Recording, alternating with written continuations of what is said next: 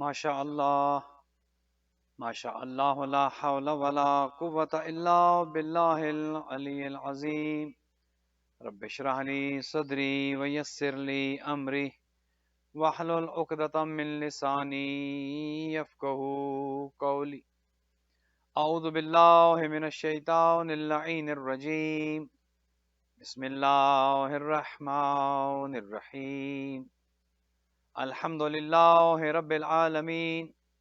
الحمد للہ کما ہوا اہلہ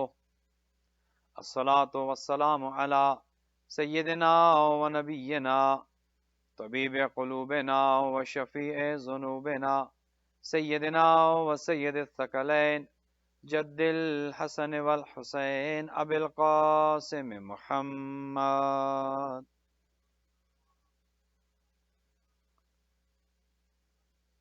والصلاة والسلام علی اہل بیتہ الطیبین الطاہرین المعصومین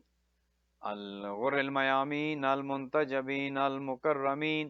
الذین اذهب اللہ عنہم الرجس وطہرہم تطہیرا.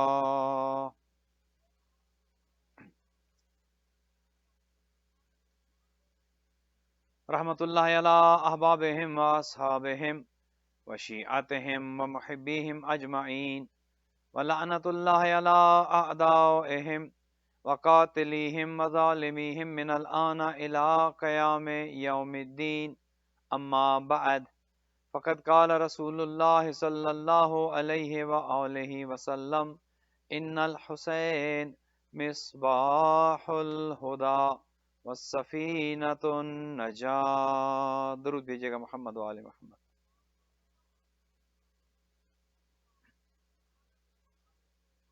مومنین مومنات، پروردگار سے دعا ہے بحق محمد و اہل بیت محمد علیہ الصلوۃ والسلام آپ تمام مومنین و مومنات کا خاتون جنت سینٹر میں موجود ہوں یا زوم ایپ کے ذریعے یا سوشل میڈیا کے ذریعے اس مجلس کو جہاں بھی دیکھ سن رہے ہیں، خداوند متعال آپ کی اس عظیم عبادت کو شرف قبولیت عطا فرمائے. جو بیمار ہیں خدا انہیں شفا عطا فرمائے، جو مقروض ہیں ان کے قرض ادا ہوں، جو تنگ دست ہیں خدا انہیں رزق حلال نصیب فرمائے. آج کی مجلس کے سپانسر جناب عاقب صاحب، جناب زاہد صاحب، جناب ذیشان صاحب اور جناب عمران صاحب کے مال و رزق میں خدا برکت عطا فرمائے. ان خانوادوں پر خدا اپنی رحمت نازل کرے، ان کی اولادوں کو نیک اور صالح رکھے، ان کے مرحومین کو جوار معصومین علیہ الصلوۃ والسلام میں جگہ دے. خداوند متعال اہل بیت علیہ الصلوۃ والسلام کے ذکر کی بدولت، اس ذکر کی برکت سے ان کی زندگیوں میں آسانیاں پیدا فرمائے. ہر طرح کی بیماری، پریشانی، مصیبت، آفات و بلیات سے انہیں اور ان کے چاہنے والوں کو محفوظ و مامون فرمائے. دیگر جو بھی مومنین و مومنات خاتون جنت سینٹر جرسی سٹی کے ساتھ تعاون کر رہے ہیں، خدا ان سب گھرانوں پر رحمت نازل کرے، ان کی مشکلات کو آسان کرے اور ادارے کی خدمت کرنے کے توسط سے خدا انہیں دنیا میں اور آخرت میں کامیاب و کامران فرمائے. جو ادارے کے والنٹیئرز ہیں خدا انہیں طول عمر دے، ان کی توفیقات متعالی ہوں. جو بھی جس طرح سے بھی تعاون کرتے ہیں جناب امتیاز چودھری صاحب سمیت، خدا سب کو سلامت رکھے اور سب کی عبادات کو شرف قبولیت عطا فرمائے. دنیا کے جس جس کونے میں اہل بیت علیہ الصلوۃ والسلام کی عزاداری جاری و ساری ہے، خدا عزاداران سید الشہداء اور عزاداری کی حفاظت فرمائے، دشمنوں کے شر سے محفوظ فرمائے اور ہمارے زمانے کے امام حضرت مہدی دوران عجل اللہ تعالی فرج و شریف کے ظہور میں تعجیل فرمائے. اپنی ان تمام دعاؤں کی قبولیت کے لیے بلند تر صلوات.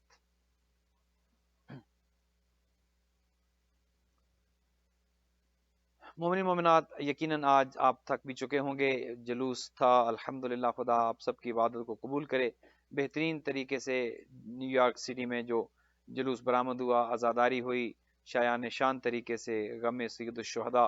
بپا کیا گیا. جو اس میں حاضر تھے خدا آپ کو اجر جزیل دے. بہترین عزاداری ہوئی اور خداوند متعال کا یہ لاکھ احسان ہے کہ اس نے عزاداری سید الشہداء ہمارے نصیب میں لکھی ہے اور ہم اس قوم سے تعلق رکھتے ہیں کہ جس کا تعلق عزاداری سید الشہداء سے ہے. اور جیسا کہ مسلسل آپ کی خدمت میں یہ عرض کر رہا ہوں کہ عزاداری ہی دین کی بنیاد ہے، عزاداری ہی گویا توحید کی، عقید نبوت و رسالت کی، عقید امامت و ولایت کی بنیاد ہے. چونکہ اگر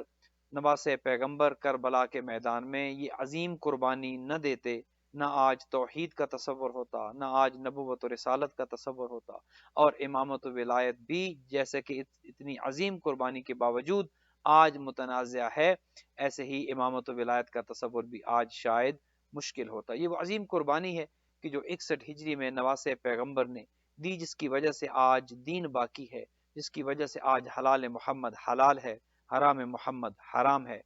جس کی وجہ سے، اس عظیم قربانی کی وجہ سے، نواسے پیغمبر کی عظیم سیکریفائس، ان کے گھر والوں، ان کے عزیزوں، رشتہ داروں،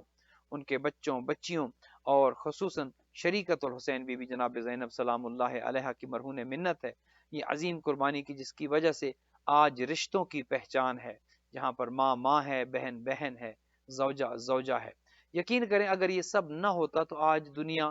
کس حالت میں ہوتی، آج اس دنیا کا نقشہ کیا ہوتا، آج حلال حرام کی تمیز نہ ہوتی، آج رشتوں کی پہچان نہ ہوتی، آج دین کا کوئی تصور نہ ہوتا۔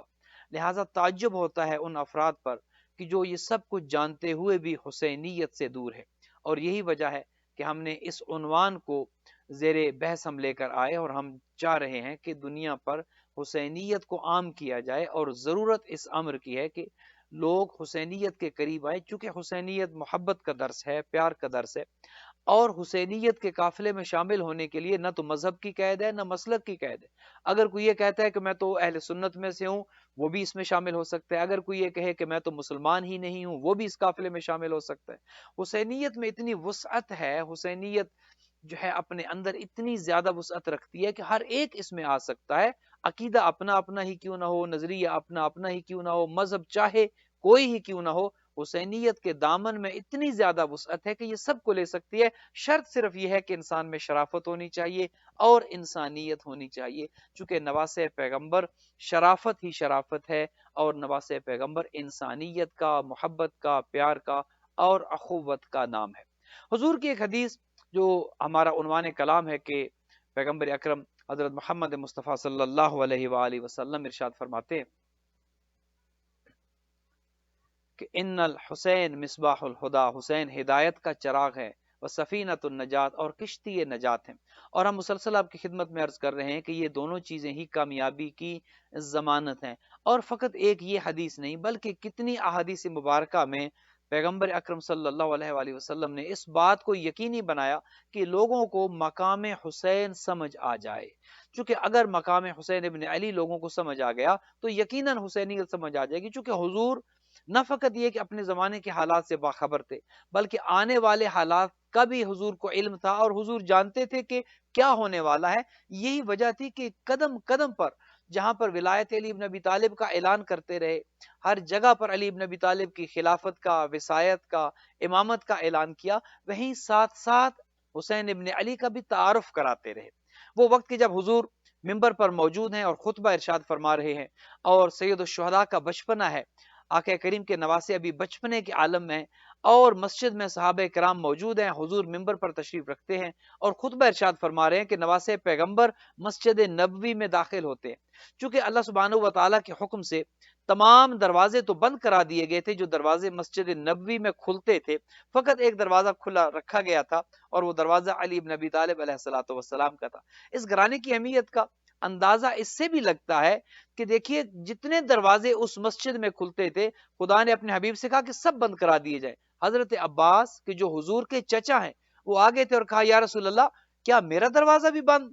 آپ کروا رہے ہیں؟ کیا میرا دروازہ کہ جو مسجد میں کھلتا ہے، جو صحن مسجد میں کھلتا ہے، کیا وہ دروازہ بھی بند ہو جائے گا؟ میری آپ سے قرابت داری یہ ہے، میری آپ سے رشتہ داری یہ ہے، میری اسلام کے لیے خدمات یہ ہیں، اور میرا مقام و مرتبہ یہ ہے۔ چونکہ حضرت عباس ابن عبد المطلب جو ہیں، ان کا یقیناً ایک مقام تھا اور باعث شخصیت تھی۔ تو حضور نے کہا کہ نہ تو یہ دروازے میری مرضی سے کھلے رکھے گئے تھے، نہ میں نے کھلوائے تھے، نہ یہ دروازے میں بند کروا رہا ہوں، اللہ سبحانہ و تعالی ہی ان دروازوں کے بند کروانے والا ہے۔ لہٰذا خدا کا حکم یہ ہے کہ تمام دروازے جو مسجد نبوی میں کھلتے ہیں سب بند کروا دیے جائیں، فقط علی ابن ابی طالب کا دروازہ کھلا رہے۔ اسی دروازے سے حسین ابن علی علیہ الصلوۃ والسلام تشریف لاتے ہیں صحن مسجد میں، صحابہ کرام کا مجمع ہے، پیغمبر اکرم ممبر پر تشریف رکھتے ہیں اور خطبہ ارشاد فرما رہے ہیں کہ کیا دیکھتے ہیں کہ صحن مسجد میں اسی دروازے سے آقا کریم داخل ہوتے ہیں، سید الشہداء کا بچپنا ہے، امام حسین علیہ الصلوۃ والسلام کا بچپنا ہے، اور آقا کریم اپنے نانا کی طرف بڑھ رہے ہیں اس جانب کی جہاں پر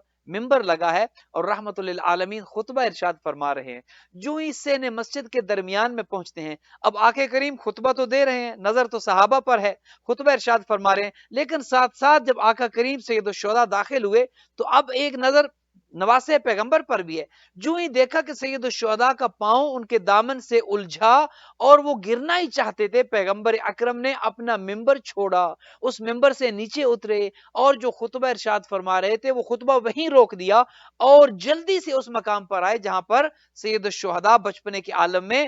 گرے ہی چاہتے تھے۔ پیغمبر اکرم نے گرنے سے پہلے سنبھالا، سینے سے لگایا اور واپس اسی ممبر پر جا کر بیٹھے جہاں پر خطبہ ارشاد فرما رہے تھے، سید الشہداء کو اپنے زانوں پر بٹھایا۔ اب دیکھیے کتنے ایسے مواقع ہیں، کتنے ایسے مقامات ہیں جہاں پر آپ نے تعارف کرایا کہ یہ حسین کون ہے۔ جو خطبہ ارشاد فرما رہے تھے وہ وہیں روکا، اب کہا ایھا الناس ھذا حسین، اے لوگو،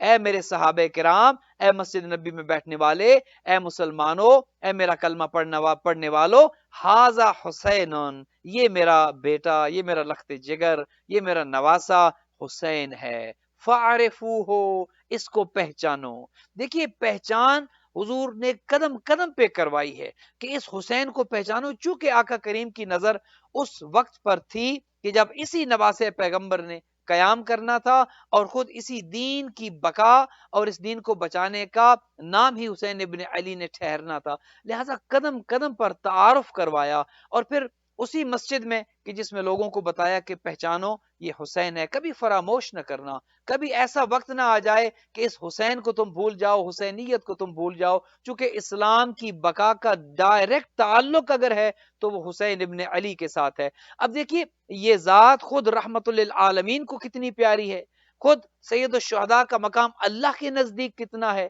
کہ کتنی اہم ترین عبادت ہے کہ جسے آپ نماز کہتے ہیں، اور اس نماز کا کتنا اہم ترین رکن ہے کہ جسے آپ سجدہ کہتے ہیں، اور تمام مساجد میں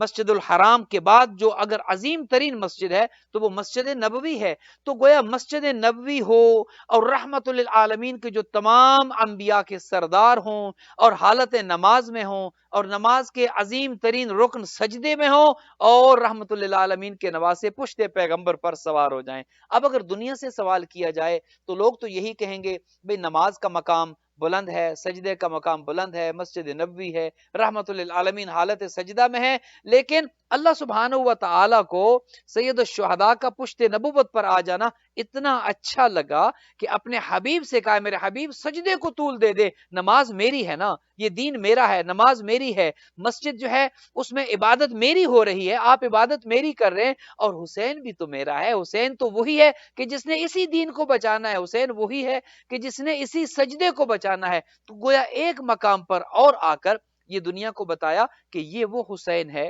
جس کے لیے عبادت روک دی جاتی ہے، یہ وہ حسین ہے جس کے لیے سجدے کو طول دے دیا جاتا ہے، یہ وہ حسین ہے کہ جس کے لیے نماز روک دی جاتی ہے اور حالت سجدہ کو طول دے کر اس نماز کو یہیں پر روک دیا جاتا ہے، چونکہ نماز بچانے والا حسین ابن علی ہے۔ اگر حسین نہ ہوتے تو اس نماز میں روح کہاں سے ہوتی؟ نماز کا تو انکار کر رہے تھے لوگ، اس نماز کا تو انکار کرنے والوں کی کثرت تھی کہ نہ کوئی وحی ہے، نہ کوئی نبوت ہے، نہ کوئی پیغمبر آئے ہیں، یہ بنی ہاشم کا ڈونگ تھا، یزید یہی تو بات عام کر رہا تھا۔ تو نواسے پیغمبر کا تعارف حضور نے بار بار اس حوالے سے کرایا کہ دیکھو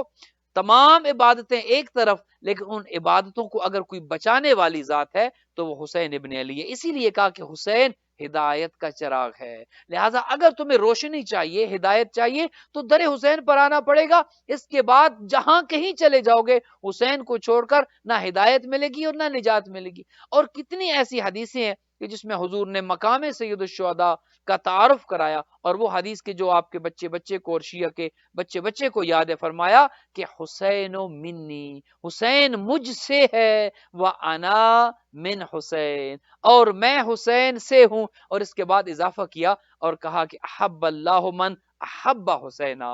اللہ اس سے محبت کرتا ہے جو حسین سے محبت کرتا ہے۔ دیکھیے ہر انسان یہ چاہتا ہے کہ وہ خدا کا محبوب قرار پائے، خدا اس سے محبت کرے، خدا اس سے پیار کرے۔ تو اگر انسان خدا کا محبوب بننا چاہتا ہے، پیغمبر اکرم نے بہترین ایک فارمولہ دے دیا، آسان ترین فارمولہ ہے کہ اگر تم چاہتے ہو کہ خدا کے محبوب قرار پاؤ، ایک کام کر لو، خدا خود تم سے محبت کرنا شروع کر دے گا۔ اور وہ کام کیا ہے؟ حضور فرماتے احب اللہ من احب حسینا، جو حسین سے محبت کرتا ہے خدا اس سے محبت کرتا ہے۔ اور اس کی وجہ یہ ہے کہ خدا کا دین اگر بچا ہے تو حسین ابن علی کے صدقے میں بچا ہے۔ تو جو دین کے بچانے والا ہے خدا اس سے محبت کیوں نہیں کرے گا، کیسے نہیں کرے گا؟ اور اس سے محبت کرنے والوں سے خدا محبت کیسے نہیں کرے گا؟ اب یہ حضور کی حدیث کے حسین منی و انا من حسین، یہ حدیث ایک طویل عرصے سے آپ سنتے آئے ہیں، بچے بچے کو یاد ہے، لیکن اس حدیث کے اندر ایک سمندر ہے معانی کا، مطالب کا۔ اگر انسان اس پر غور کرے تو یقین کریں یہ حدیث انسان کو اتنی گہرائی میں لے کر جاتی ہے کہ پورے کا پورا دین سمجھ آ جاتا ہے۔ اور اس حدیث کو اگر انسان سمجھ نہ پائے تو یہ حدیث خود ایک سوالیہ نشان ہے کہ بھئی دیکھیں، حسین و منی، حسین مجھ سے ہے، یہ بات تو ہر انسان سمجھ سکتا ہے کہ حضور نے فرمایا حسین مجھ سے ہے، چونکہ ہر نواسا نانے میں سے ہوتا ہے، نانے میں سے نواسے کا ہونا کوئی عجب بات نہیں ہے۔ لہٰذا حضور نے جب یہ ارشاد فرمایا کہ حسین و منی، حسین مجھ سے ہے، تو بات سمجھ آتی ہے کہ حسین علی بن ابی طالب کے فرزند ہیں، فرزند زہرا ہیں، اور جناب سیدہ خود خاتون قیامت جو ہیں وہ رحمت للعالمین کی دختر نیک اختر ہیں، لہٰذا نواسے ہیں امام حسین رحمت للعالمین کے، اور نواسا نانے میں سے ہوتا ہے۔ لہٰذا اگر حضور یہ کہیں کہ حسین و منی، حسین مجھ سے ہے، تو بات سمجھ آتی ہے۔ لیکن اس کے بعد کی بات جو حضور نے ارشاد فرمائی وَأَنَا مِنْ حسین، کہ میں حسین میں سے ہوں، اب یہ بات اکثر لوگ سمجھ نہیں پاتے کہ یہ بات کیسے ہے۔ یہ بات تو سمجھ آ گئی کہ نواسا نانے میں سے ہوتا ہے، حسین ابن علی پیغمبر اکرم کے نواسے ہیں، لہٰذا حسین نانے میں سے ہیں، یہ بات تو سمجھ آ گئی۔ لیکن نانا نواسے میں سے کیسے ہیں؟ جیسے ام ابیہا، حضرت خاتون جنت کے لیے یہ کہا کہ فاطمہ سلام اللہ علیہا جو وہ ام ابیہا ہے، باپ کی ماں ہے، اس پر بھی لوگوں کو بات سمجھ نہیں آتی کہ بیٹی باپ سے ہوتی ہے، کوئی بیٹی باپ کی ماں کیسے ہو سکتی ہے؟ گو یہ کہ یہ ایک الگ بحث ہے، اور اس کا جو ہے وہ مناسب وقت یہ نہیں ہے کہ اس بحث کو چھیڑا جائے۔ البتہ ہم اس پر بحث ضرور کریں گے کہ وَأَنَا مِنْ حسین، پیغمبر اکرم نے جو یہ ارشاد فرمایا کہ میں حسین سے ہوں، یہ بات کیسے جو ہے وہ سمجھی جائے کہ نواسا تو نانے سے ہیں، نانا نواسے سے کیسے؟ یہ بات سمجھنے کے لیے عزادارین محترم مومنین کرام دو چیزوں کو سمجھنا ضروری ہوتا ہے، اور وہ دو چیزیں یہ ہیں کہ انسان کے تعارف کے لیے، انسان کی پہچان کے لیے دو چیزیں ہوتی ہیں، ایک ہوتا ہے اس کا نسب اور ایک ہوتا ہے اس کا حسب۔ ایک اس کا نسب ہے، ایک اس کا حسب ہے۔ نسب جو انسان کا ہے وہ اس کا خونی رشتہ ہے، اس کی ایک چین ہے کہ جو چلتی ہے، کس کا بیٹا ہے، اس کا باپ کون ہے، اس کا دادا کون ہے، اس کے آبا و اجداد کون ہے، یہ انسان کا نسب ہے۔ اور ایک انسان کا حسب ہوتا ہے کہ اس کا اپنا تعارف کیا ہے، اس کا اپنا کردار کیا ہے۔ یہ دونوں انسان کی پہچان کے لیے آپ یہ کہتے ہیں کہ فلاں حسبی نسبی سید ہیں، کیا مطلب کہ حسب کے اعتبار سے بھی ان کا جو کردار ہے وہ بھی سادات کرام کا عظیم الشان کردار ہے، اور نسبی سید بھی ہیں چونکہ سادات کرام کی اولاد میں سے ہیں۔ تو انسان کا حسب اور نسب یہ دونوں اس کے تعارف کے لیے دو بنیادی چیزیں ہوتی ہیں۔ اب اگر آپ کی خدمت میں یہ آج کی حد تک میں یہ عرض کروں کہ نسب انسان کا بعض اوقات بلند ہو سکتا ہے، لیکن ضروری نہیں کہ نسب کے ساتھ ساتھ انسان کا حسب بھی بلند ہو۔ نسب تو آپ سمجھ گئے کہ انسان کا خونی رشتہ ہے، وہ کس کا بیٹا ہے، کس کا پوتا ہے، اس کا آبا و اجداد جو ہے ان میں کون ہے، یہ اس کا نسب ہے۔ وہ خود کیا ہے، یہ اس کا حسب ہے۔ اب کتنے تاریخ میں ایسے کردار ملتے ہیں کہ جن کا نسب تو بہت بلند ہے لیکن ان کا حسب بالکل زیرو ہے، ان کا اپنا کردار کچھ نہیں ہے، ان کی اپنی شخصیت کی کوئی اہمیت نہیں ہے، بلکہ ان کی اپنی شخصیت جو ہے وہ اس لائق بھی نہیں ہے کہ اس کا تذکرہ کیا جا سکے۔ مثال کے طور پر میں آپ کی خدمت میں عرض کرتا ہوں، حضرت آدم ابو البشر ہیں، اول مخلوق ہیں، سب سے پہلے خداوند متعال نے حضرت آدم کو خلق کیا انسانی شکل میں۔ یہ بات یاد رہے کہ حضرت آدم کی خلقت سے قبل کچھ نورانی ہستیاں موجود تھیں، لیکن وہ جامع بشریت میں نہیں تھی، وہ انسانی جسم میں نہیں تھی، وہ انوار موجود تھے، وہ کہ حضرت آدم کی خلقت کے کئی ہزار سال پہلے وہ انوار موجود تھے۔ علامہ مجلسی نے لکھا کہ وہ انوار کے جو نور محمد ہے، نور علی ابن ابی طالب ہے، نور فاطمۃ الزہرا سلام اللہ علیہا ہے، نور حسنین کریمین ہے، ان سب انوار پر بلند تر درود بھیجے گئے محمد و آل محمد پر۔ گویا یہ انوار تو پہلے سے موجود تھے، لیکن جو سب سے پہلی انسانی شکل میں اللہ سبحانہ و تعالیٰ نے شخصیت بنائی، جو کردار بنایا، وہ حضرت آدم اور حضرت حوا۔ اب حضرت آدم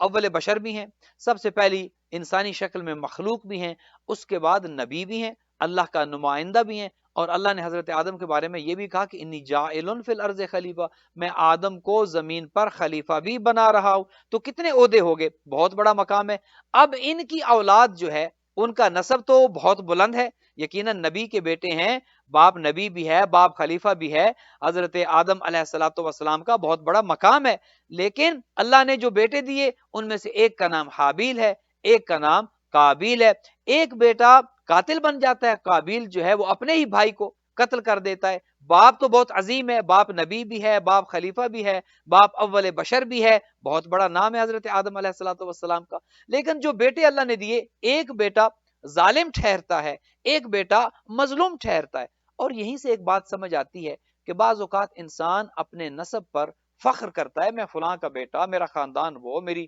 عزت اس وجہ سے کی جائے کہ میرا خاندان بلند ہے۔ یہ دیکھا جاتا ہے کہ خاندان تو آپ کا بلند ہے، آپ کیا ہو؟ وہ جو کہتے ہیں نا کہ پدرم سلطان بود، میرا باپ بادشاہ تھا، بھئی باپ تو بادشاہ تھا، آپ کیا ہیں؟ آپ ذرا اپنا تعارف کرائیں کہ آپ کی شخصیت کیا ہے، آپ کی حیثیت کیا ہے، آپ کا کردار کیا ہے، آپ کی کنٹریبیوشن کیا ہے، آپ کا رول کیا ہے، آپ کیا ہو؟ اب اگر تو حسب دیکھا جائے تو کچھ بھی نہیں ہے، قابیل کا نسب دیکھا جائے تو بہت بلند ہے۔ اچھا، نبی کا بیٹا ہے لیکن قاتل بن بیٹھا، قابیل اپنے بھائی حابیل کو قتل کر دیتا ہے، حسب جو ہے وہ بالکل زیرو ہو گیا، قاتل بن گیا، جہنمی ٹھہرا، اور حضرت آدم نے بھی گویا آگ کر دیا، اور اللہ سبحانہ و تعالیٰ کے دربار میں سے بھی اسے دھتکار دیا گیا، چونکہ وہ اپنے بھائی کا قاتل ٹھہرا۔ اب یہاں پر ایک چیز سمجھ آ گئی کہ بعض اوقات یہ ممکن ہے کہ انسان کا نسب تو بہت بلند ہو، نبی کا بیٹا ہے، لیکن حسب اتنا گر جائے کہ انسان عظیم تر جو ہے وہ گناہ میں مبتلا ہو جائے اور اپنے ہی بھائی کا قاتل ٹھہرے۔ اس کے بعد آگے آ کر دیکھیے حضرت نوح کے جو خود نبی ہیں، حضرت نوح کے جو سب سے پہلے صاحب شریعت نبی ہیں، شریعت حضرت نوح سے شروع ہوئی، اور حضرت نوح خوف خدا میں اتنا گریہ کرنے والے نبی ہیں کہ جن کا نام ہی نوح اس وجہ سے پڑ گیا کہ وہ نوحہ زیادہ کیا کرتے تھے۔ خوف خدا میں گریہ کرنا، رونا، نوحہ کرنا اتنا زیادہ کہ نام ہی نوح پڑ گیا۔ کتنے عظیم نبی ہیں، اولو العزم جو 5 انبیاء ہیں ان میں بھی حضرت نوح شامل ہیں، لیکن تو حسب تو اتنا، نسب تو اتنا بلند ہو گیا کہ باپ اتنا عظیم نبی ہے کہ جو اولو العزم بھی ہے، صاحب شریعت بھی ہے، لیکن اسی نوح کا بیٹا اس کشتی پر سوار نہیں ہوتا، وہ جو کشتی نجات تھی۔ اور حضرت نوح خداوند متعال سے جب سیلاب آیا تو کہتے ہیں کہ اے خدا، یہ تو میرا بیٹا میرے اہل میں سے ہے، اور اللہ سبحانہ و تعالی نے کہا کہ نہیں، انہو لیس من اہلک، اے نوح یہ تیرے اہل میں سے نہیں ہے۔ گویا یہ بھی ممکن ہے کہ باپ نبی ہو اور بیٹا اس نبی کے اہل میں سے نہ ہو، یعنی نااہل ہو جائے۔ اللہ سبحانہ و تعالی نے حضرت نوح کے بیٹے کو خود نااہل قرار دیا کہ تیرا بیٹا نہیں ہے، اور اس کی ایک وجہ یہ بھی تھی کہ حضرت نوح نے جب اپنے بیٹے سے کہا کہ آؤ تم بھی اس کشتی پر سوار ہو جاؤ تاکہ بچ جاؤ، جو سوار ہو جائے گا وہ بچ جائے گا، اور جو اس کشتی پر، کشتی نجات پر سوار نہیں ہوگا۔ یہاں پر ایک چیز پھر سمجھ آئی کہ جو بھی بچتا ہے وہ بچتا وہی ہے، زندگی اسی کی بچتی ہے، کامیاب و کامران وہی ہوتا ہے جو کشتی نجات پر سوار ہوتا ہے۔ ایک کشتی وہ تھی جو حضرت نوح کی تھی، اور ایک کشتی یہ ہے کہ جو سفینۃ النجات ہے، جسے حضور فرماتے ہیں کہ وہ حسین ابن علی کی کشتی ہے، وہ حسینیت کی کشتی ہے۔ تو جو نوح کی کشتی پر سوار ہوئے وہ بچ گئے، ادھر جو حسینیت کی کشتی پر سوار ہوئے وہ بچ گئے۔ بیٹے نے کہا کہ میں تو سوار نہیں ہوں گا، باپ نے کہا کہ سوار نہیں ہوگے تو ہلاک ہو جاؤ گے۔ بیٹا کہتے ہیں نہیں، میں تو بہت سمارٹ ہوں، میں تو بہت تیز ہوں، میں تو بہت ذہین ہوں، میں بچ جاؤں گا۔ بھائی کیسے بچو گے؟ بیٹے نے کہا میں تو پہاڑ پر چڑھ جاؤں گا، پہاڑ پر چڑھ کر اپنی جان بچا لوں گا۔ گویا یہاں پر ایک تو یہ کہ نبی کی نافرمانی کی، اور نبی کی نافرمانی کر کے پہاڑ پر چڑھنے کی بات کی۔ کچھ وہ ہیں کہ جو پہاڑ پر چڑھ کر نبی کے نافرمان ٹھہرتے ہیں، کچھ وہ ہیں جو پہاڑ پر کو چھوڑ کر نبی کے نافرمان ٹھہرتے ہیں۔ حضرت نوح اس کو روک رہے ہیں، پہاڑ پر نہ چڑھو، یہ چڑھ گیا نافرمان ٹھہرا۔ وہاں پر رحمت للعالمین جنگ احد میں ان اصحاب کرام کو کہہ رہے ہیں کہ اس پہاڑی کو نہ چھوڑنا، چھوڑ دیا تو نافرمان ہو جاؤ گے، اور وہی ہوا۔ ایک بیٹا یہاں پر نافرمان ٹھہرا کہ نبی کی حکم عدولی کی، اور کچھ اصحاب کرام نے وہاں پر رحمت للعالمین کی حکم عدولی کی اور جنگ احد میں اس پہاڑی کو چھوڑ دیا اور نافرمان ٹھہرے۔ تو خدا نے کہا کہ اے نوح، یہ تیرا بیٹا تیرے اہل میں سے نہیں ہے، چونکہ یہ تیرا نافرمان ہے۔ تو یہ بھی ہو جاتا ہے کہ باپ نبی ہو، بیٹا نہ اہل نکلے، باپ نبی ہو، بیٹا قاتل نکلے، باپ نبی ہو، بیٹا نافرمان نکلے، اور بیٹا جہنم کا ایندھن بن جائے۔ ایک چیز اور سمجھ آ گئی کہ بعض اوقات نسب تو بہت بلند ہوتا ہے، باپ نبی بھی ہو سکتا ہے، بیٹا نافرمان نکل سکتا ہے۔ ایک چیز آپ کی خدمت میں یہاں پر عرض کر دوں، ایک نقطہ ذہن میں آ گیا، اور وہ یہ کہ اگر حضرت آدم اور حضرت نوح جیسے بزرگ انبیاء کے بیٹے نافرمان نکل سکتے ہیں، آپ اور میں کس باغ کی مولی ہیں؟ آپ اور میں کیسے یہ یقین کر لیتے ہیں کہ ہمارے بچے تو بڑے نیک نکلیں گے، ہمارے بیٹے، ہمارے بچی، ہماری اولادیں تو سلمان و ابو ذر بنیں گی اور بڑے نیک بنیں گے، اور ہم انتہائی اطمینان سے بیٹھے رہتے ہیں، کوئی بچوں پر کام نہیں کرتے، بھئی ہم تو بڑے اچھے مومن ہیں، بڑے عزادار ہیں، ہماری اولادیں تو گمراہ نہیں ہوں گی۔ جب حضرت نوح کا بیٹا نہیں بچ سکتا، حضرت آدم کا بیٹا قاتل نکل سکتا ہے، تو آپ کی اور میری اگر ہم اپنی اولادوں کو سینٹر تک بھی نہ لائیں، امام بارگاہوں تک میں نہ لائیں، مجالس کا ہماری اولادوں کو پتہ نہ، اور آج بدقسمتی سے اکثر جو ہے وہ خبریں ملتی ہیں کہ نوجوان نسل جو ہے، الحمدللہ کچھ ایسے نوجوان کے جو آج کی مجلس کو سپانسر کر رہے ہیں، یہ نوجوان بھی اچھے ہیں، اور اس کے علاوہ اور بھی ہماری کمیونٹی میں بہت ایسے نوجوان ہیں جو متوجہ ہیں، مراکز میں آتے ہیں، سینٹرز میں آتے ہیں، اپنے آپ کو والنٹیئر کرتے ہیں، لیکن اس کے باوجود کثیر تعداد ایسے نوجوانوں کی ہے کہ جو متوجہ نہیں ہے، اور ان نوجوانوں کے والدین سے اگر پوچھا جائے تو وہ کہتے ہیں نہیں الحمدللہ ہماری اولادیں تو بہت نیک ہیں۔ بھئی کیسے نیک ہے؟ اگر نبی کا بیٹا بگڑ سکتا ہے تو آپ کا اور میرا بیٹا جو ہے وہ کیا نبی کے بیٹوں سے بہتر ہے، یا ہم معاذ اللہ انبیاء سے بہتر ہے؟ اگر انبیاء نبی ہوتے ہوئے اپنے بچوں کو نہیں بچا سکے تو آپ کی اور میری کیا حیثیت ہے؟ ہمیں بہت زیادہ کام کرنا ہے اپنی نوجوان نسل پر، اپنے بچوں پر۔ اور ایک اور چیز آپ کی خدمت میں عرض کروں، اکثر ہوتا یہ ہے ہم انتظار کرتے ہیں بڑے ہو جائیں گے تو بتائیں گے، بڑا ہوگا تو بچہ تو نماز پڑھائیں گے، بیٹی جو ہے وہ 9 سال پر میں حجاب واجب ہوتا ہے، 9 سال کی ہوگی تو حجاب سکھائیں گے، بیٹا 15 سال میں بالغ ہوگا، 15 سال کا ہوگا تو نماز سکھائیں گے۔ جب وہ بچی 9 سال کی ہو جاتی ہے، جب وہ بیٹا 15 سال کا ہو جاتا ہے، وہ دونوں ہمارے ہاتھ سے نکل جاتے ہیں، نہ وہ بیٹی ہاتھ آتی ہے نہ وہ لڑکا ہاتھ آتا ہے۔ لہٰذا ضرورت اس امر کی ہے پہلے دن سے آغوش مادر سے تربیت شروع کرنی ہے، نہ 9 سال کا انتظار کریں نہ 15 سال کا انتظار کریں، اول روز سے۔ بلکہ یہاں تک کہا گیا ہے کہ شادی سے قبل پلاننگ شروع کرو بچوں کی تربیت کیسے کرنی ہے۔ نکاح کرنا مستحب ہے، شادی کرنا واجب نہیں ہے، لیکن اولاد پیدا ہونے کے بعد اس کی تربیت کرنا واجب ہے۔ تو اگر حضرت آدم کا بیٹا گمراہ ہو سکتا ہے، حضرت نوح کا بیٹا گمراہ ہو سکتا ہے، حسب تو بہت بلند ہے، لیکن نسب میں وہ بالکل زیرو نکلتے ہیں، نسب میں وہ بالکل گنہگار نکلتے ہیں، نسب میں بالکل وہ جہنم کا ایندھن بن جاتے ہیں۔ اب دوسری طرف آئیے، کچھ ایسے بھی ہیں کہ جن کا نسب ظاہری طور پر بالکل کچھ نہیں ہے، لیکن ان کا حسب اتنا بلند ہے کہ ظاہری طور پر خاندانی بیک گراؤنڈ دیکھیں تو کچھ نہیں ہے۔ بلال حبشی، اسے کوئی منہ نہیں لگاتا، اس کی کوئی اہمیت لوگوں کے سامنے نہیں ہے، لوگ اسے جو ہے وہ کچھ نہیں سمجھتے، لوگ اس کا مذاق اڑاتے ہیں۔ نسب جو ہے وہ تو کچھ نہیں ہے، لیکن حسب اتنا بلند ہے کہ خاتون قیامت سے چچا بلال کہہ کر بلاتی ہے، حضور اسے مؤذن قرار دیتے ہیں، اور جب تک حضرت بلال آذان نہیں دیتے تب تک جو ہے وہ فجر نہیں ہوتی، تب تک جو ہے وہ سورج طلوع نہیں ہوتا، تب تک صبح نہیں ہوتی۔ تو ایک چیز اور سمجھ آ گئی کہ بعض اوقات حسب انسان کا بلند ہوتا ہے، نسب بلند نہیں ہوتا۔ بعض اوقات نسب اتنا زیادہ بلند ہے کہ نبی کے بیٹے ہیں، حسب میں بالکل زیرو نکلتے ہیں۔ تو اب یہ بات، اس کے علاوہ خود سلمان فارسی کو دیکھ لیں، سلمان محمدی کو دیکھ لیں کہ ظاہری طور پر ان کا نسب کوئی اتنا اچھا نہیں ہے، اور پھر لوگ مذاق اڑاتے تھے۔ اصحاب کرام حضرت سلمان سے بار بار پوچھتے تھے، سلمان بتاؤ تو صحیح، تم فارس سے آئے ہو، تمہارا باپ کون ہے؟ چونکہ یہ جو قریش مکہ تھے یہ اپنے آپ کو پتہ نہیں کیا سمجھتے تھے، اور جب سلمان فارسی حضور کی بزم میں آئے، سلمان کا انہوں نے مقام دیکھا، سلمان کو حضور نے جب اہمیت دی سلمان کو، تو لوگوں نے دیکھا تو جیلسی تو ایک فطری عمل ہے ان کے ذہن میں، ان کے دلوں میں جب یہ پیدا ہوئی تو بار بار سلمان سے پوچھتے، سلمان تم بتاؤ تو صحیح تم کون ہو، تمہارا باپ کون ہے، تاکہ ہم سلمان کا مذاق اڑا سکیں کہ سلمان کا جو خاندانی پس منظر ہے وہ تو بہت کمزور ہے۔ سلمان کا جو نسب ہے وہ انتہائی کمزور ہے. بار بار جب سلمان سے پوچھتے کہ بتاؤ تمہارا باپ کون، تمہارا دادا کون، تمہارا خاندان کون سا ہے، تمہاری ذات کیا ہے، تو حضور نے پھر جواب دیا کہ تم سلمان سے کیا پوچھتے ہو کہ اس کا خاندان کیا ہے، مجھ سے پوچھو، السلمان منا اہل البیت، سلمان تو ہم اہل بیت میں سے ہے. تو بعض اوقات یہ بھی ہو جاتا ہے کہ نسب تو انتہائی کمزور ہوتا ہے لیکن کردار اتنا بلند ہو جاتا ہے، حسب اتنا بلند ہو جاتا ہے کہ حضور ایک ایسے شخص کو کہ جو عرب بھی نہیں ہے، عجم سے اٹھ کر آیا ہے، جس کا خاندانی پس منظر بھی کوئی اتنا اچھا نہیں ہے، حضور یہ کہتے ہیں کہ یہ تو ہم میں سے، ہم اہل بیت میں سے ہے. لہٰذا اب یہ حدیث ہمیں سمجھ آئے گی کہ حسین و منی و انا من حسین. جب حسب اور نسب دو چیزیں ہمیں سمجھ آ گئیں تو ایک ہے نسب کی جو خاندان کا تعلق ہے، حضور کہتے ہیں حسین و منی، حسین مجھ میں سے ہے، یعنی حسین کا نسب یہ ہے کہ حسین مجھ میں سے ہے، حسین میرا نواسا ہے، حسین میرا بیٹا ہے، میری بیٹی کا بیٹا ہے، حسین مجھ سے ہے، یہ حسین کا نسب ہے. اب حسین کا حسب کیا ہے؟ حضور نے کہا وَأَنَا مِن حسین، میں حسین میں سے ہوں. یعنی حسین کا کردار اتنا عظیم ہے، حسین کی شخصیت اتنی عظیم ہے، حسین کا کنٹریبیوشن اتنا عظیم ہے، حسین کی انویسٹمنٹ اتنی زیادہ ہے کہ میں حسین میں سے ہوں، میرا نام حسین میں سے ہے، میری شریعت حسین کی وجہ سے ہے، اللہ کا دین حسین کی وجہ سے ہے، اللہ کا نام بچے گا تو حسین کی وجہ سے، کلمہ لا الہ الا اللہ بچے گا تو حسین کی وجہ سے، پورے کا پورا نظام توحید بچے گا حسین ابن علی کی وجہ سے. تو گویا حسین کا نسب یہ ہے کہ حسین مجھ سے ہے، اور حسین کا حسب یہ ہے کہ میں حسین ابن علی علیہ الصلوۃ والسلام سے. ایک درود بھیجیے گا محمد و آل محمد.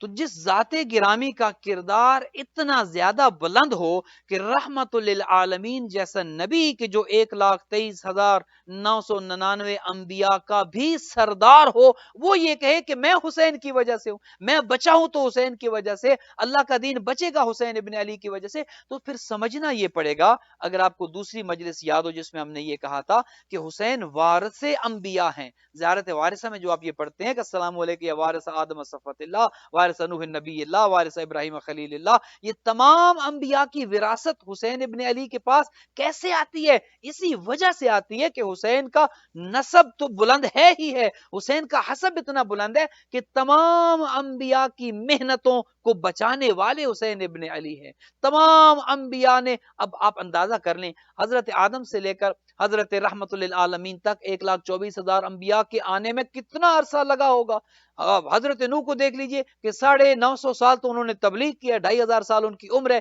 دیگر تمام انبیاء کی آپ پوری ایجز کو دیکھ لیں، ان کی خدمات کو دیکھ لیں، ان کی تبلیغات کو دیکھ لیں، حضرت آدم سے لے کر آخری نبی تک کا آپ پورا عرصہ دیکھیں، کتنی کتنی زحمتیں اٹھائی ہیں انبیاء نے، کتنی کتنی. حضرت نوح کو جو ہے وہ پتھروں کے نیچے دبا دیا جاتا تھا جب کہتے کہ قولوا لا الہ الا اللہ، تو حضرت نوح کو لوگ پتھر مارتے. آج بھی بدقسمتی سے جو دین کی بات کرے، جو تبلیغ کی بات کرے، جو ہے وہ بہتری کی بات کرے، آج جس طرح حضرت نوح پر پتھر برسائے جاتے تھے، آج بھی بدقسمتی سے ایسے افراد جو ہے وہ شکار ہو جاتے ہیں مختلف طرح کے جو ہے وہ الزامات کا. تو دین کی خدمت جو ہے، دین کے لیے آپ کو تکالیف برداشت کرنی ہے. تمام انبیاء نے جو تکالیف برداشت کی، 1,24,000 انبیاء نے، وہ تکالیف برداشت کرنے کے بعد ان کا کام ابھی تک ادھورا تھا. اسی لیے ان سب کی وراثت، سب کا ورثہ آتا ہے نواسے پیغمبر کے پاس، آتا ہے سید الشہداء کے پاس. اب حسین ابن علی کا کردار اب کربلا میں سمجھیے، اب سمجھیے کہ حسینیت کسے کہتے ہیں،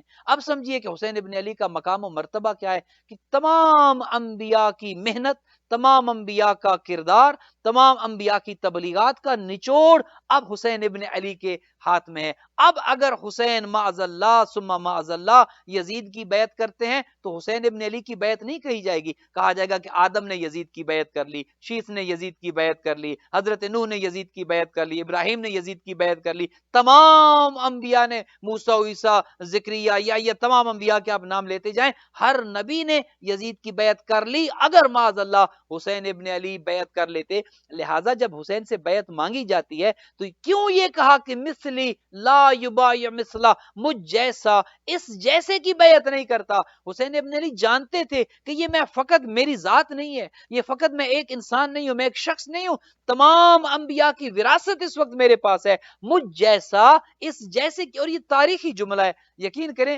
یہ اگر سونے کے حروف سے بھی لکھوایا جائے تو اس جملے کی اہمیت زیادہ ہے، جو آقا نے کہا کہ مجھ جیسا اس جیسے کی بیعت نہیں کر سکتا۔ یہ بھی تو کہہ سکتے تھے کہ میں حسین ابن علی اس یزید ابن معاویہ کی بیعت نہیں کرتا، لیکن جملہ یہ ارشاد فرمایا کہ مجھ جیسا اس جیسے کی بیعت نہیں کر سکتا۔ آدم مجھ جیسا، نوح مجھ جیسا، ابراہیم مجھ جیسے، یا زکریا مجھ جیسے، موسیٰ و عیسیٰ مجھ جیسے، جو مجھ جیسا ہوگا وہ اس جیسے کی بیعت کیسے کر سکتا ہے؟ اب اس جیسے آپ تاریخ میں دیکھتے جائیے، ان سے یزید سے پہلے بھی اس جیسے نکلے ہیں، یزید کے بعد بھی اس جیسے آئے ہیں، اور آج تک یزید جیسے بھی میدان عمل میں ہیں، اور فرزند حسین بھی پردہ غیبت میں ہے۔ لہٰذا جو بھی حسین جیسا ہوگا، کیا مطلب حسینیت پر عمل کرنے والا ہوگا، حسینی کردار اس میں سے نظر آتا ہوگا، وہ کبھی بھی یزید ابن معاویہ جیسے کی بیعت نہیں کر سکتا۔ اسی لیے یہ نعرہ دیا گیا کہ حسینیت زندہ باد اور یزیدیت مردہ باد، چونکہ یہ دو افراد نہیں ہیں، یہ دو نظریات ہیں، یہ دو اشخاص نہیں ہیں، یہ دو مکاتب فکر ہیں۔ لہٰذا حسین اس وجہ سے جو ہے وہ بیعت نہیں کرتے یزید ابن معاویہ کی۔ ایک تو خود حسین دین کا نمائندہ ہیں، خدا کا نمائندہ ہیں، حسین بلکہ خود دین ہے۔ اگر یوں کہا جائے تو یہ زیادہ بہتر ہوگا، بلکہ خواجہ معین الدین چشتی اجمیری نے تو کیا خوب کہا ہے کہ شاہ است حسین بادشاہ است حسین دین است حسین، کہ حسین خود دین ہے۔ اب دیکھیے حضرت آدم سے لے کر آج تک جتنے افراد ہیں، آپ سب کو کیا کہتے ہیں کہ یہ سب دیندار ہیں، دین پر چلنے والے ہیں۔ آپ کسی کو یہ نہیں کہتے کہ دین ہے، دین تو اسلام ہے، لیکن خواجہ کی معرفت دیکھیے، وہ یہ کہتے ہیں کہ شاہ است حسین بادشاہ است دین است حسین خود دین ہے۔ گویا پوری کائنات دین پر چل کر دیندار بن جاتی ہے، لیکن حسین ابن علی خود دین ہے۔ دیندار ہونا اور بات ہے، خود دین ہونا اور بات ہے۔ اور یہی وہ وجہ تھی کہ سرداد نداد دست در دست یزید حقا کے بنا لا الہ است حسین۔ حسین ابن علی نے سر تو دے دیا لیکن بیعت نہیں کی، ہاتھ نہیں دیا، یزید کو خلیفہ نہیں مانا، یزید کو حاکم نہیں مانا۔ اور یہ آقا کریم کا سید الشہداء کا وہ جملہ کہ عزت کے ساتھ مر جانا ذلت کے ساتھ زندہ رہنے سے کئی درجے بہتر ہے۔ اور یہی وہ عزت کی موت تھی کہ جس نے آج اسلام کو زندگی دی ہے، جس نے آج اسلام کو جلا بخشی ہے۔ آج اگر خدا نخواستہ آج اسلام باوجود اس کے اتنی بڑی قربانی سید الشہداء نے دی ہے، باوجود اس کے اسلام پر کتنے بڑے بڑے حملے ہو رہے ہیں، باہر سے بھی اور اندر سے بھی، لیکن حسین ابن علی نے جو قربانی دی ہے، چونکہ قربانی دی اس لیے چونکہ حسین ابن علی پر جو ذمہ داری تھی وہ یہ تھی کہ حسین تو ہدایت کا چراغ ہے، اور ہدایت کے چراغ کا کام ہی روشنی دینا ہے۔ اگر حسین قیام نہ کرتے کربلا میں، اس کا مطلب یہ تھا کہ 1,24,000 انبیاء نے بھی بیعت کر لی، اس کا مطلب یہ تھا کہ علی بن ابی طالب اور حسن مجتبیٰ نے بھی بیعت کر لی۔ لہٰذا حسین ڈٹ گئے میدان میں۔ ایک وہ انکار حسین ابن علی کا جس نے پوری ہسٹری کا بھی پاسا بدل کے رکھ دیا، جس نے پوری تاریخ کو بھی گویا اس کو الٹ کر کے رکھ دیا، اور یہ کہا کہ کبھی بھی جو بھی حسینی کردار کا مالک ہوتا ہے وہ یزیدیت کے سامنے جھکتا نہیں ہے۔ اگر حضرت ابراہیم نمرود کے سامنے نہیں جھکتے، اگر حضرت موسیٰ فرعون کے سامنے نہیں جھکتے، اس کا مطلب یہ ہے کہ یہ کردار حسینی ہے۔ جو اللہ کے صحیح نمائندے ہیں، جو اللہ کے دین کو بچانے والا حسین ابن علی ہے، اگر وہ تمام انبیاء کی وراثت رکھتا ہے اور یقیناً رکھتا ہے، تو اس کا مطلب یہ ہے کہ وہ کربلا میں ڈٹ جائے گا، وہ اپنی جان تو دے دے گا لیکن کبھی بھی دین پر حرف نہیں آنے دے گا۔ اور یہی وجہ تھی کہ نواسہ پیغمبر وہ سب اپنے گھر سے لے کر چلے، جن میں بچے بھی ہیں، جن میں بیٹیاں بھی ہیں، جن میں کم سن بھی ہیں، جن میں جوان بھی ہیں، جن میں خواتین بھی ہیں، جن میں پورے کا پورا قافلہ لے کر اللہ کے دین کے لیے نکل پڑتے ہیں۔ چونکہ پیغمبر اکرم نے جب یہ کہہ دیا تھا کہ وَأَنَا مِنْ حسین، میں حسین سے ہوں، اب نام محمد مصطفیٰ کو بھی بچانا ہے، نام خدا کو بھی بچانا ہے، لا الہ الا اللہ کو بھی بچانا ہے، محمد رسول اللہ کو بھی بچانا ہے۔ لہٰذا نواسہ پیغمبر اس عظیم قربانی کے لیے مدینہ سے نکل پڑتے ہیں، اور آپ کے سامنے ہے قافلہ کوئی بہت بڑا قافلہ نہیں ہے، اور حق پر چلنے والوں کے قافلے عموماً چھوٹے ہوتے ہیں، وہ انتہائی قلیل تعداد پر جو ہے وہ مشتمل ہوتے ہیں، لیکن ان کے عزم بلند ہوتے ہیں، ان کی جرت بہت زیادہ ہوتی ہے۔ وہ تعداد کو نہیں دیکھتے، وہ کوالٹی کو دیکھتے ہیں، کوانٹٹی کو نہیں دیکھتے۔ کتنے ہیں وہ یہ نہیں دیکھتے، وہ یہ دیکھتے ہیں کہ کیسے ہیں، ان میں کیسے کیسے افراد موجود ہیں۔ ان میں حبیب ابن مظاہر جیسے ہیں، ان میں حر ابن یزید ریاحی جیسے ہیں، ان میں مسلم ابن اوسجہ جیسے ہیں، ان میں زہیر ابن کین جیسے ہیں، ان میں بریر حمدانی جیسے ہیں، ان میں سعید جیسے ہیں۔ تھوڑے ہیں لیکن خالص ہیں، تھوڑے ہیں لیکن مخلص ہیں. اور حضرت حر کا دیکھیے کہ حر جیسا آدمی کی جس کی وجہ سے نواسے پیغمبر کربلا میں پہنچتے ہیں. اگر دیکھا جائے کل کی تقریر اگر آپ کے ذہن میں ہو کہ حسین کرم ہی کرم ہے، حسین ابن علی کریم گھرانے سے تعلق رکھتے ہیں. اب دیکھیے کوئی اتنا کریم بھی ہو سکتا ہے کہ جو اس کو اس طرح سے گھیر کر لے آئے کہ انسان کو اس کی موت سامنے نظر آ رہی ہو، اور جو گھیر کر لائے جب وہی اپنے ہاتھ رومال سے باندھ کر سامنے آ جائے اور کہے کہ آقا میں آپ سے معافی کا طلبگار ہوں. یہ آپ جانتے ہیں کہ جب یہ قافلہ راستے میں پہنچا تھا تو حر 1000 کا لشکر لے کر آ گیا تھا میدان میں، اور حر نے آ کر یہ کہا تھا کہ میں نہیں جانے دوں گا. ابن زیاد کا پیغام یہ ہے کہ آپ کو آگے نہ بڑھنے دیا جائے. تو نواسے پیغمبر کے گھوڑے کے لجام فرس میں جب ہاتھ ڈالا تھا حر نے تو سید الشہداء نے ایک جملہ کہا تھا، اور وہ جملہ یہ تھا کہ اے حر تیری ماں تیرے غم میں روئے. اس جملے نے حر کو وہ تبدیل کر کے رکھ دیا تھا. حر نے جواب میں یہ کہا کہ اے آقا آپ یہ جملہ کہہ سکتے ہیں، میں نہیں کہہ سکتا. وہ اس لیے کہ آپ کی ماں زہرا ہے. اور حر بنیادی طور پر بی بی کی دعا سے ہی پیدا ہوا تھا. علی بن ابی طالب جب کوفہ میں تھے، حر کے باپ کے ہاں اولاد نہیں ہوتی تھی. حر کا باپ آیا تھا اور دعا کروائی تھی خاندان عصمت و طہارت سے، جس کے نتیجے میں حر پیدا ہوا تھا. حر کو وہ بات یاد آ گئی چونکہ دل میں کہیں نہ کہیں محبت اہل بیت ضرور موجود تھی. جب بی بی کا نام آیا حر نے کہا آقا یہ آپ کہہ سکتے ہیں، میں نہیں کہہ سکتا. گویا وہ قافلہ جو ہے حر اس نے روک لیا وہاں پہ. آقا کریم کے سامنے آیا، کہا عباس دیکھو نا حر پیاسا لگ رہا ہے، حر کا لشکر پیاسا لگ رہا ہے، پانی پلاؤ. اگر کل کی تقریر آپ کو یاد ہو، حسین کرم ہی کرم ہے، اور کریم اسے کہتے ہیں کہ جو خود بھوکا رہتا ہے، خود پیاسا رہتا ہے، باقی سب کو کھلا بھی دیتا ہے، پلا بھی دیتا ہے. پانی پلایا گیا، حر کے لشکر کو پلایا گیا، جانوروں کو پلایا گیا. اور روایت یہ کہتی ہے کہ سید الشہداء نے حضرت عباس سے کہا اے عباس جب تک حر کے جانور پانی پیتے رہیں پانی کو ہٹانا نہیں، پانی پینے دینا. جب جانور اپنی مرضی سے منہ ہٹا لیں پھر پانی کو ہٹا لینا، کہیں ایسا نہ ہو جانور پیاسے نہ رہ جائیں. جو امام اتنا کریم ہو، جس سے جانوروں کے پیاس کا بھی اتنا خیال ہو، اس امام کو پیاسا شہید کر دیا جائے. اللہ اکبر، العظمت للہ. ازادارو یہ قافلہ 2 محرم کو کربلا پہنچتا ہے. دن گزرنا شروع ہوئے، 7 محرم کو پانی بند ہوا. حر کے ذہن میں یہ تھا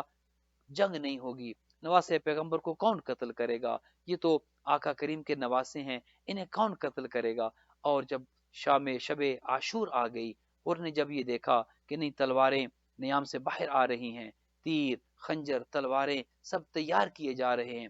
بڑا بے چین ہے، بڑے اضطراب کے عالم میں ہے. آتا ہے عمر سعد کے پاس، لعین کے پاس، اس سے پوچھتا ہے کہ بتاؤ کیا کل واقعی جنگ ہوگی. بسر سعد کہتے ہیں ہاں کل جنگ ہوگی اور کوئی نہیں بچے گا، اس طرف سے سب مارے جائیں گے، چونکہ ہم نے ابن زیاد کو جا کر بتانا ہے کہ حسین کے قافلے کو ہم نے موت کے گھاٹ اتار دیا. جب حر کو یقین ہو گیا کہ اب کوئی نہیں بچے گا، جنگ ہوگی، حر کے دل پر وہ بات اثر کر چکی تھی. یہ تو فرزند زہرا ہے، یہ تو علی و بطول کا بیٹا ہے، یہ تو نواسہ پیغمبر ہے، یہ تو دین کا نمائندہ ہے. حر کے دل میں بے چینی ہے، رات کا عالم ہے. اپنے دوست سے مشورہ کرتا ہے، اسے کہتا ہے دوست پوچھتا ہے اور آج بڑے بے چین نظر آ رہے ہو، اور آج تمہارے ساتھ معاملہ کیا ہے. کہا میں اپنے آپ کو جنت اور جہنم کے درمیان دیکھ رہا ہوں، ایک طرف جنت ہے نواسے رسول ہے، ایک طرف جہنم ہے. سوچتا ہوں ایک دو راہے پہ کھڑا ہوں، جاؤں تو کدھر جاؤں. آخر عزاداران محترم حر نے فیصلہ کر لیا کہ میں نے جہنم سے نکل کر جنت کی طرف جانا ہے. غلام کو کہتا ہے میں تجھے آزاد کرتا ہوں. غلام کہتا ہے جب تک جہنم میں رہے مجھے ساتھ رکھا، اب جنت کی طرف جاتے ہو تو مجھے ساتھ لے کر نہیں جاتے. عزادارو غلام بھی ساتھ ہو لیا، حر کا بیٹا علی بن حر بھی ساتھ ہو لیا، حر کا بھائی بھی ساتھ. ادھر سے یہ 4 کا قافلہ چلا، ادھر سے حضرت عباس نے دیکھا حر آ رہا ہے، آقا کریم کو بتایا اے نواسہ پیغمبر ادھر سے حر آ رہا ہے. کہا عباس اور آج میرا مہمان بن کے آ رہا ہے۔ اور مہمان بن کے حضرت علی اکبر اٹھے، حضرت عباس اٹھے۔ آقا نے کہا میں حر کا استقبال کروں گا۔